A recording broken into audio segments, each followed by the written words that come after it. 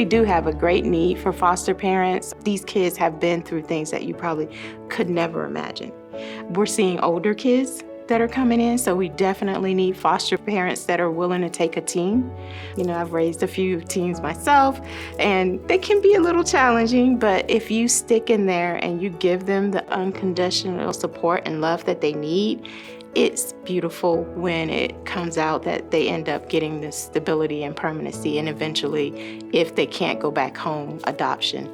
We have kids on all spectrums that we definitely need foster parents that are tolerant and understand that they're children.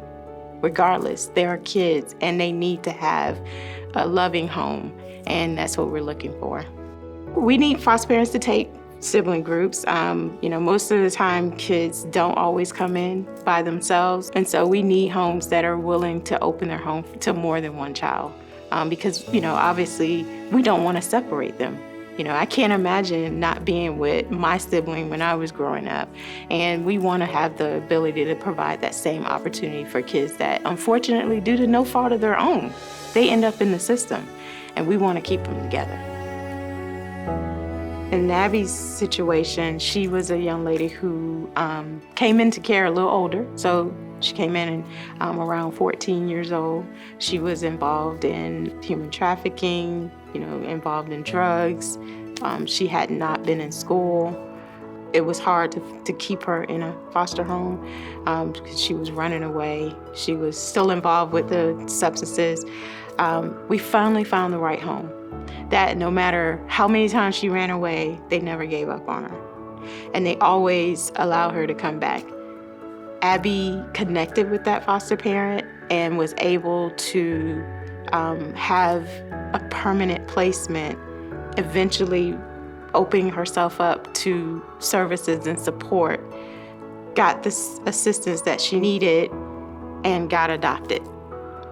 And she graduated from high school. She got her AA, and she's working on her bachelor's degree. And all of that was because somebody didn't give up on her. Sometimes these kids, they may have some behaviors, but we're there to support them through that. Every time they move, they lose, and it's trauma, more trauma.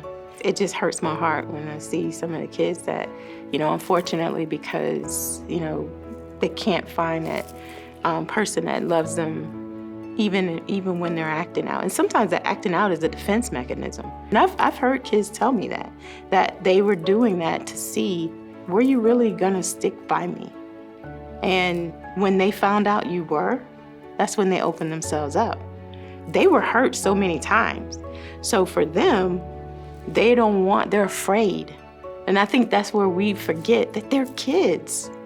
They are children who have experienced trauma, hurt, and they just need somebody to love them.